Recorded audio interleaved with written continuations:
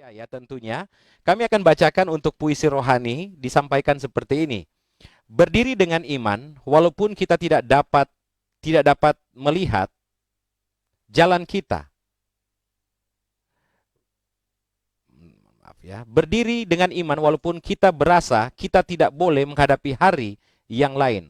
Berdiri dengan iman walaupun air mata mengalir dari mata, berdiri dengan iman mengetahui bahwa Dia senantiasa ada untuk kita bersandar. Berdiri dengan iman karena Dia selalu ada untuk kita. Luar biasa ya Bapak Sami Kukung, terima kasih untuk puisi yang boleh disampaikan pada malam hari ini, boleh menjadi berkat dalam kehidupan kita di hari Sabat Tuhan yang suci ini. Salam kepada jemaat dan umat-umat Tuhan yang ada di Sabah dan seluruh umat-umat Tuhan yang juga berada di Sarawak ya, Malaysia, dan juga umat-umat yang ada di seluruh Indonesia, di Sumatera, Kalimantan, dan Jawa ataupun di Sulawesi, saudaraku yang kasih, dan terutama khususnya di Papua, dan yang paling spesial yang ada di kota Timika di mana kami melayani di Jemaat Inauga dan Jemaat YPAT yang ada. Saudaraku yang kasih, kita percaya Tuhan Yesus akan menyertai kita. Sebelum kita mengikuti akan perenungan firman Tuhan malam hari ini, mari kita kembali lagi berdoa. Bapa kekal yang bertahta di dalam kemuliaan sorga, terpuji-pujilah namamu. Engkau Allah kami yang luar biasa. Tuhan Yesus akan memberkati kami, Tuhan Yesus akan menyertai hambamu ini, dan dengan itu kami boleh diberkati. Terima kasih Tuhan, dalam nama Yesus hambamu berdoa. Haleluya, haleluya, amin. Malam hari ini, saudara yang kasih, di malam Sabat ini kita bersyukur kepada Tuhan karena Allah kita sangat luar biasa. Sekali lagi saya tidak henti-hentinya mau bersyukur kepada Tuhan karena Tuhan begitu luar biasa memberkati kita semua boleh bergabung pada ibadah malam hari ini. Saudara, judul renungan kita pada malam hari ini, perlukah ibadah online ya? Perlukah ibadah online? Saudara-saudaraku yang kekasih, kita dihadapkan dengan suatu hal yang sangat mendesak bagi kita sebagai umat-umat Tuhan, masyarakat yang ada di seluruh dunia ini, kita dihadapkan dengan situasi yang sulit. Walaupun saudara ada beberapa pandangan yang konservatif ataupun liberal, saudara yang kasih, menanggapi akan situasi pandemik yang ada pada saat ini. Tetapi di dalam situasi ataupun pandangan-pandangan yang ada yang kita dengarkan di dunia ini, ataupun dengan teori-teori konspirasi yang ada, yang muncul, saudara-saudara yang kasih, tidak mengelakkan atau tidak menahan laju kematian yang terjadi akibat virus COVID-19 ini. Walaupun banyak sekali sumber-sumber orang-orang mengatakan bahwa virus ini tidak ada ataupun mengatakan bahwa hal-hal ini saudara-saudara yang kasih hanya hoaks dan lain sebagainya, namun saudara-saudara yang kasih pada kenyataannya ada yang meninggal. Ada yang terpapar saudara yang kasih. Untuk itu saudara, virus corona ini yang kita kenal dengan COVID-19 semakin meluas, bahkan lebih ganas saudara yang kasih. Ya, bahkan lebih ganas, terlebih dengan varian-varian yang baru. Seperti contoh yang masuk ke Indonesia dari India, yaitu virus corona COVID-19 yang dinamakan Delta, ya. Dinamakan Delta. Semua virus-virus COVID-19 ini yang berkembang dengan varian-variannya yang lebih baru, dinamakan sesuai dengan urutan abjad Yunani ya, abjad Yunani. Nah, saudara, abjad yang berikut ini tentang Delta, virus Delta yang berkembang lebih cepat dari virus corona COVID-19 sebelumnya. Dia terjadi, saudara yang kasih, kalau kita kontak dengan orang yang terkena virus Delta ini, dia hanya memakan 5 sampai 10 detik saja. Dan korbannya sudah banyak, saudara yang kasih. Ya, itu bukan hoaks yang saudara lihat di layar kaca Anda, itu bukan hoaks. Anda lihat di sana bagaimana seorang gadis, dia berdiri sendirian melihat ayah dan ibunya meninggal dunia karena COVID-19 ini. Akhirnya dia juga meninggal dunia karena COVID-19 ini. Sahabat-sahabat saya pribadi, saudaraku yang kasih, sahabat orang-orang yang saya kenal dekat, saudaraku yang kasih, kena dengan COVID-19 ini dan meninggal dunia. Saudara-saudaraku yang kasih, virus ini ada, saudara, bukan tiada. Ya, virus ini ada, dan saudaraku yang kasih, hampir semua segi kehidupan di dunia ini, manusia yang ada di dunia ini merasakan akan dampak dari COVID-19 ini. Saudara bisa rasakan, pasti ada di antara kita, keluarga ataupun sahabat ataupun orang yang kita kenal yang menjadi korban dengan COVID-19 ini. Nah, saudaraku yang kasih, salah satu yang merasakan atau terdampak dari COVID-19 ini tentang peribadatan, ya, tentang peribadatan. Apakah ibadah hari Sabat ataupun ibadah-ibadah yang lainnya yang biasa kita lakukan di gereja, ya, yang saudara yang kasih, yang dilakukan di tempat kita, sampai pun di luar daerah kita, bahkan sampai di seluruh luar negeri, bahkan di seluruh dunia ini, saudara yang kasih, ya, yang kita lihat kalau di lockdown ataupun zona merah, saudara yang kasih, ya, ataupun pemerintah menjalankan akan ataupun mengeluarkan akan perintah-perintah yang ada lewat lewat surat-surat keputusan yang ada, mereka melakukan ibadah melalui online atau live streaming yang kita lihat, ataupun mereka bisa merekord, ya, bisa merekord akan sermon mereka atau ibadah mereka dan mereka tayangkan, saudaraku yang kasih. Ada juga, ya, banyak beragam-ragam cara yang dilakukan oleh gereja agar supaya ibadah itu tetap jalan walaupun dalam masa-masa sulit. Saudara-saudara, gambaran yang kita lihat ini, ya, ataupun fenomena yang kita lihat ini menimbulkan pro dan kontra. Di dalam jemaat, saudaraku yang kasih, pro dan kontra. Sudah banyak anggota-anggota jemaat, sudah banyak ada para hamba Tuhan, dan juga gereja yang bertanya jawab tentang hal ini. Bahkan ada beberapa orang yang berdiskusi dengan saya pribadi, membahas isu yang sama tentang ibadah online ini, saudaraku yang kasih. Apakah ibadah di gereja boleh, apakah ibadah yang kita biasa lakukan di gereja itu ditiadakan karena hanya satu wabah yang terjadi, COVID-19 ini? Atau perlukah ibadah tatap muka yang seperti kita lakukan secara konvensional, ya saya namakan saja konvensional, saudara, ibadah tatap muka yang biasa kita lakukan. Itu akankah kita tetap pertahankan selama masa COVID ini atau masa wabah ini? Kemudian bagaimana pandangan Alkitab tentang hal ini?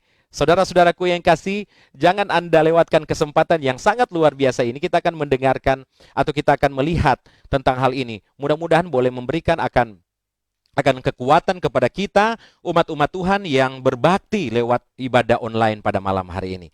Saudara, jangan lupa saudara bisa share kepada orang lain ataupun siapapun yang Anda bisa bagikan pada malam hari ini secara live, Anda bisa bagikan, saudaraku yang kasih. Oke, kita lanjutkan, saudaraku yang kasih, untuk firman Tuhan ini. Kita sudah melihat bagaimana penghentian ibadah konvensional atau ibadah tatap muka ini dibuat karena kenapa, saudaraku yang kasih? Alasannya kenapa? Karena gereja sebenarnya ingin berkontribusi terhadap apa yang dinamakan dengan kesejahteraan dari masyarakat. Bukan karena kita takut atau kita gentar akan kita tertular dengan virus ini. Bukan karena itu, saudara, alasannya. Saudara lihat, ya, saudara akan lihat, ikuti akan firman Tuhan ini. Nah, instansi-instansi yang berwenang berkali-kali menyampaikan kepada kita agar kita menghindari pertemuan-pertemuan berskala besar. Dan itu adalah langkah yang sangat penting dan efektif untuk menekan penyebaran COVID-19 ini. Semakin sering pertemuan itu kita laksanakan, ya, semakin banyak orang yang akan terlibat di dalamnya, semakin pula besar resiko penyebaran virusnya. Dan jika ini terjadi, gelombang pandemik ini tidak akan pernah mereda. Walaupun, saudaraku yang kasih, tidak akan pernah berhenti memang virus ini, tetapi kalau kita bisa menekan, saudaraku yang kasih, itu pasti akan bisa mereda, walaupun ini tidak akan pernah hilang. Sudah pasti korban jiwanya akan bertambah, saudaraku yang kasih. Itu bukan hoaks yang ada, saudara lihat bahwa ada yang meninggal. Sahabat saya, saudaraku yang kasih, keluarga sahabat saya mati, meninggal dunia karena COVID-19. Apakah itu sebuah hal yang hoaks atau tidak benar?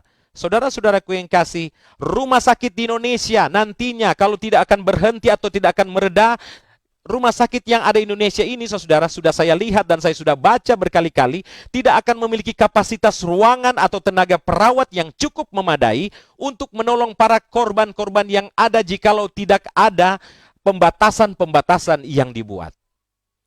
Saudaraku yang kekasih, berbagai perkiraan-perkiraan ilmiah tentunya yang telah diteliti akan memberikan sebuah petunjuk jika situasi ini terus meningkat seperti ini, bahwa ada pertemuan-pertemuan itu tidak dibatasi, kemudian ada hal-hal yang terjadi, artinya pertemuan-pertemuan itu tetap terjadi, maka atau tidak berubah situasi itu, maka kekacauan akan muncul dan semakin besar, dan akhirnya kita akan mengalami namanya saudaraku yang kasih kehancuran.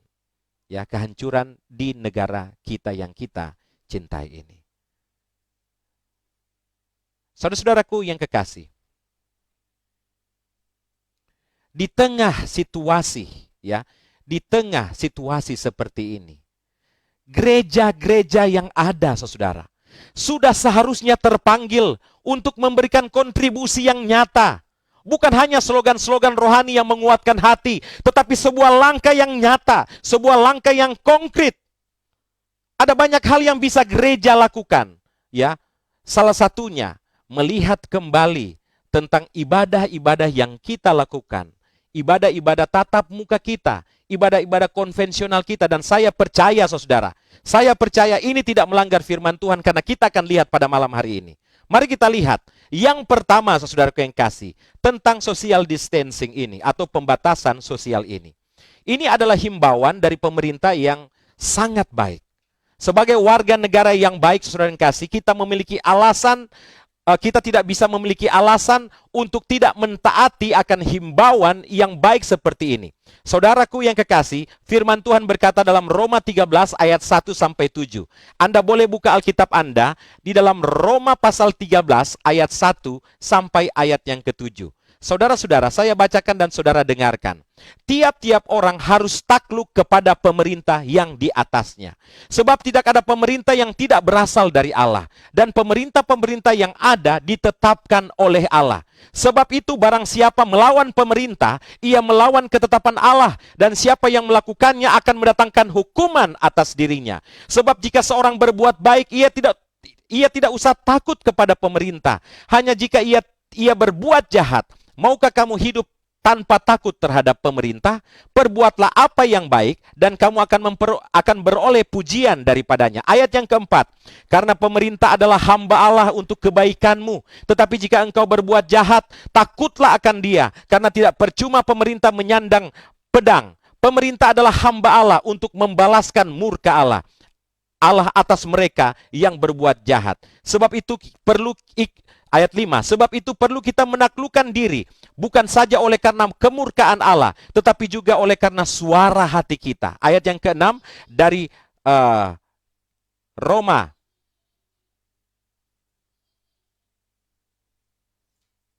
Ayat yang ke-6 dari Roma pasal yang ke-13 berkata, itulah juga sebabnya maka kamu membayar pajak, karena mereka yang mengurus hal itu adalah pelayan-pelayan Allah. Bayarlah kepada semua orang apa yang harus kamu bayar, pajak kepada orang yang berhak menerima pajak, cukai kepada orang yang berhak menerima cukai, rasa takut kepada orang yang berhak menerima rasa takut, dan hormat kepada orang yang berhak menerima hormat.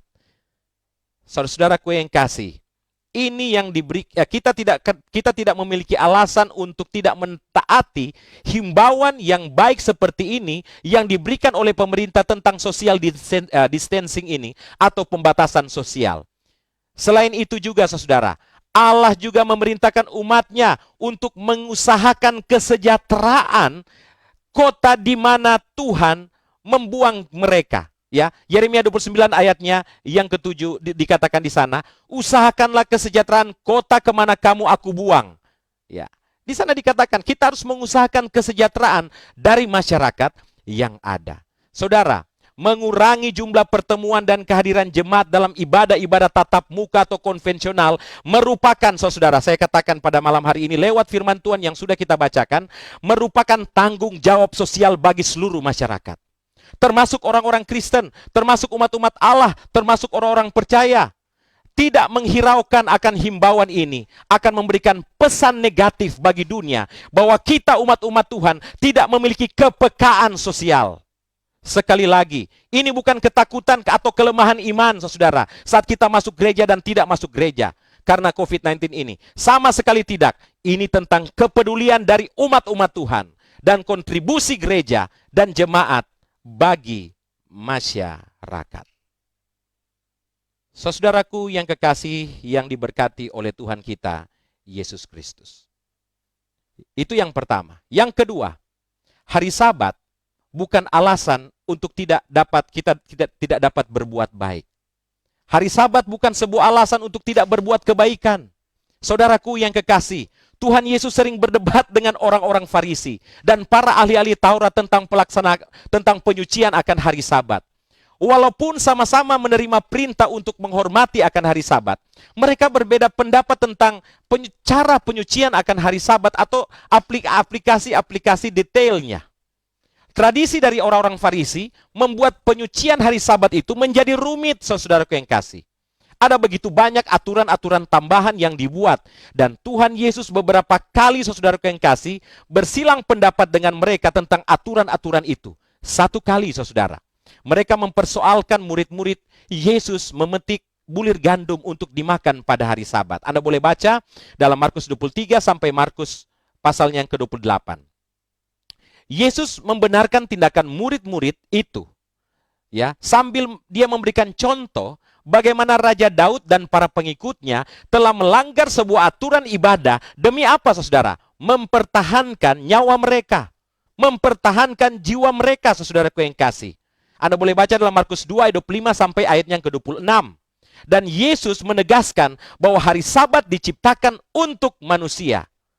Markus 2 ayat yang ke-27. Maksudnya, saudaraku yang kasih, jangan sampai ketaatan pada aturan keagamaan atau ibadah justru mengabaikan hal yang paling penting, yaitu apa? Nyawa manusia.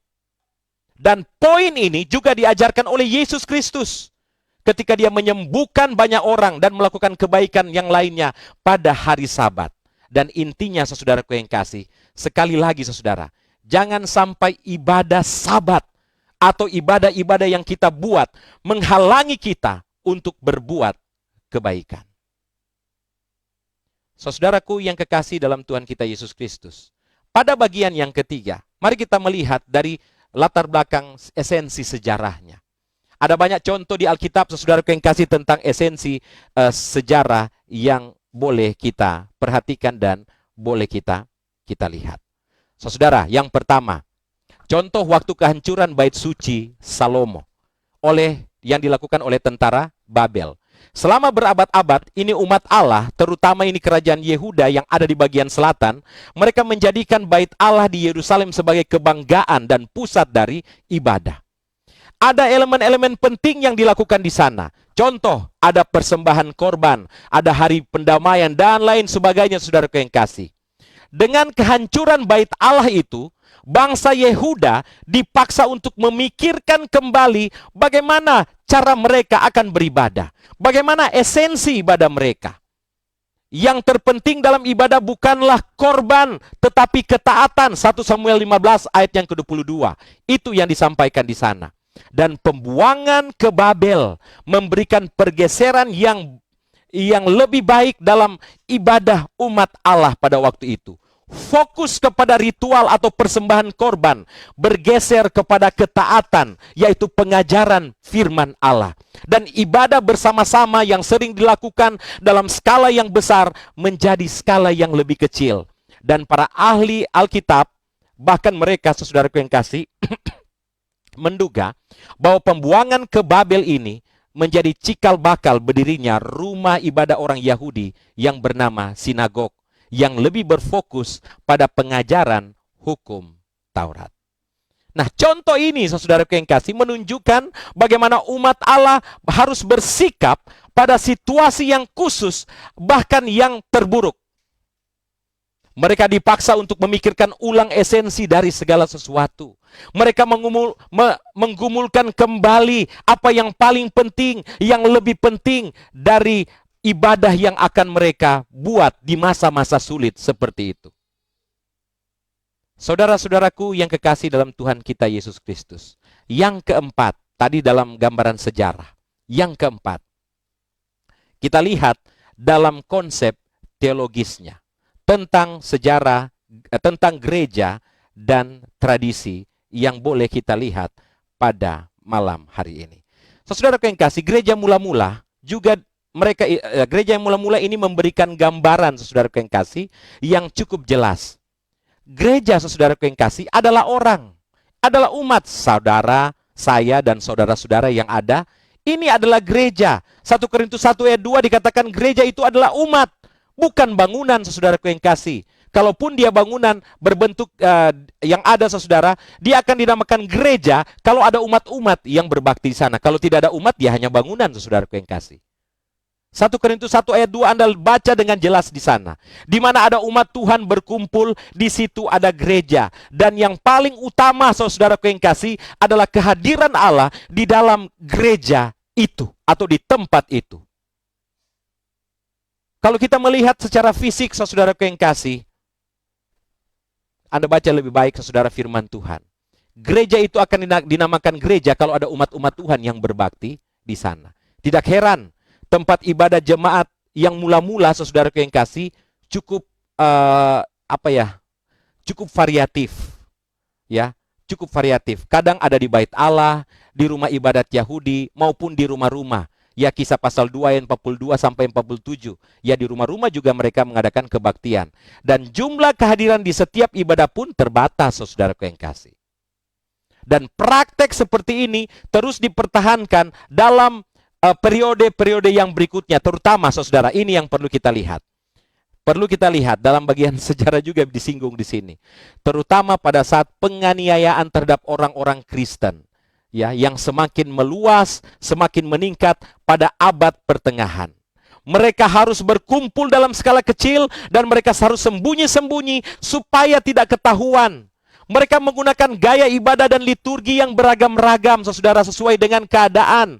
Yang penting bagi mereka adalah persekutuan dengan orang percaya yang lain. Tidak peduli berapapun jumlahnya, tidak peduli bagaimana suasananya, tidak peduli di mana tempatnya, saudaraku yang kasih.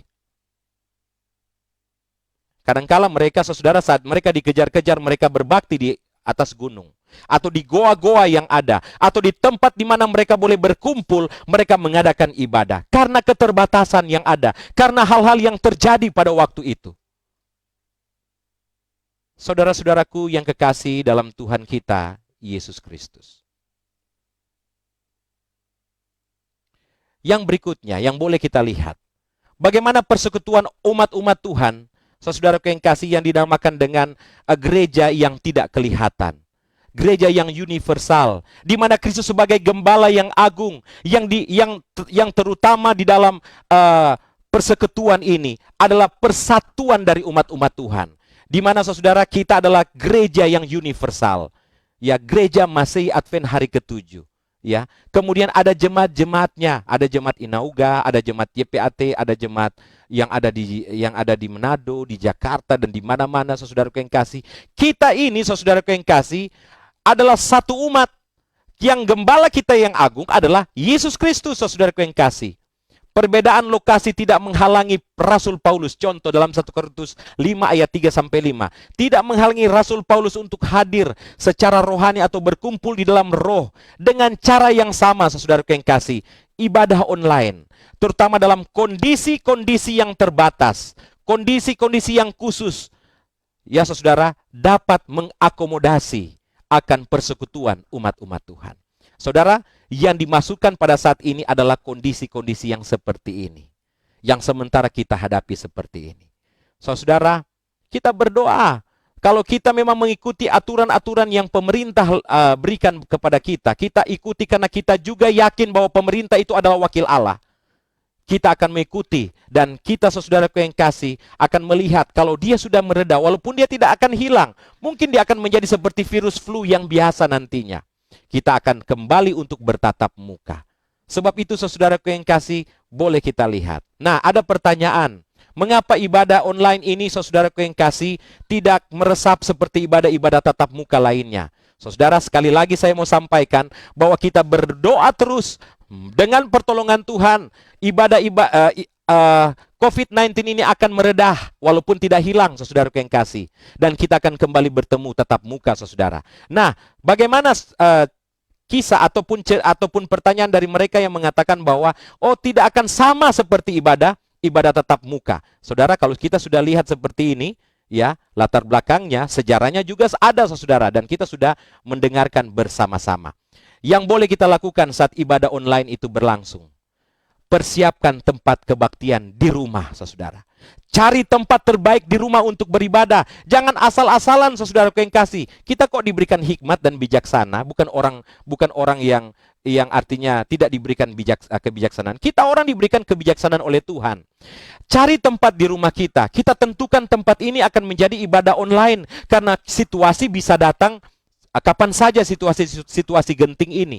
Kemudian kita jadikan ruangan itu menjadi ruang ibadah, ya, atau sacred space untuk kita yang ada di rumah kita. Dan jangan beribadah online, saudara, sambil berbaring di tempat tidur, saudara.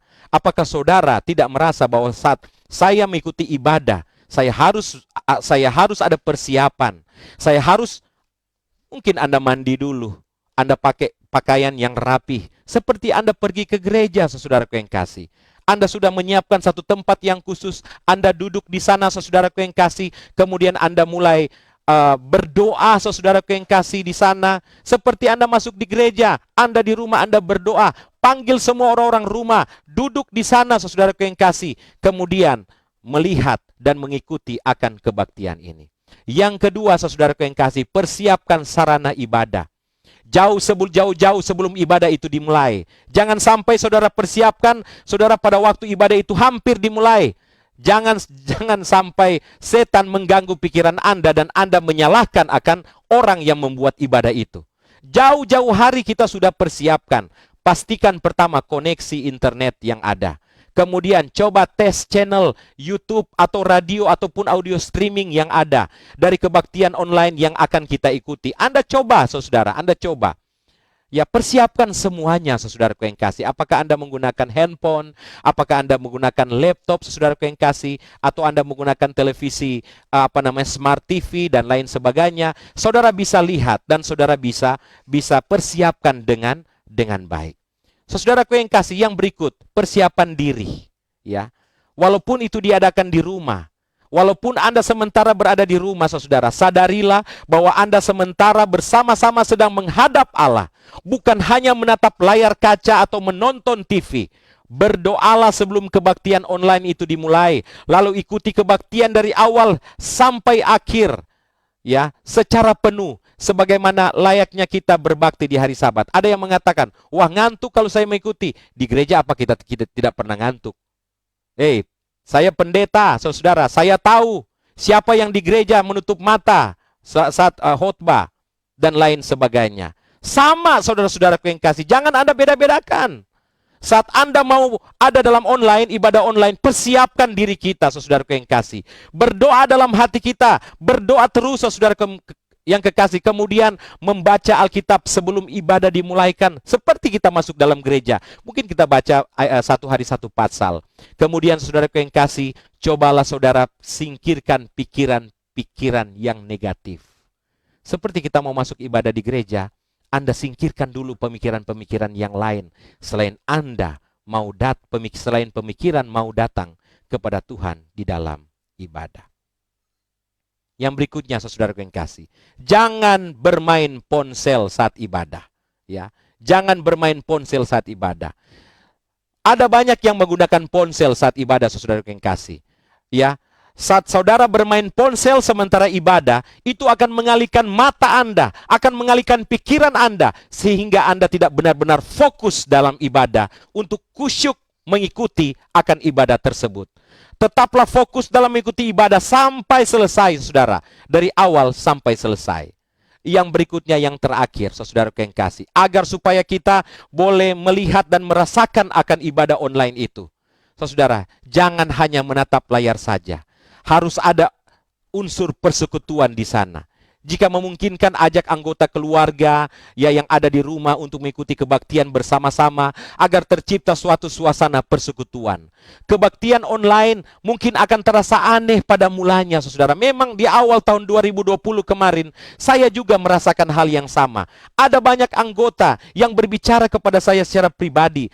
Mengapa ibadah online ini tidak rasa serak dan lain sebagainya? Memang aneh. pada saat waktu Anda mau memulainya pada kali yang pertama. Namun ini bisa menjadi sebuah momen yang menghadirkan pengalaman spiritual yang baru bagi kita. Tidak ada alasan untuk kita untuk tidak dapat beribadah dengan sungguh-sungguh selama masa pandemik ini berlangsung. Namun saudara, bersukacitalah kita dalam pengharapan. Bersabarlah dalam kesesakan kita. Dan semakin kita bertekun dalam doa. Saudaraku yang kasih, biarlah firman Tuhan pada malam hari ini, renungan firman Tuhan ini boleh menjadi kekuatan iman di dalam kehidupan kita. Kita boleh kembali dikuatkan. Kita boleh melihat akan kasih Tuhan berlaku di dalam kehidupan kita. Dan kita boleh mendapatkan berkat-berkat yang istimewa saat kita mengikuti ibadah online.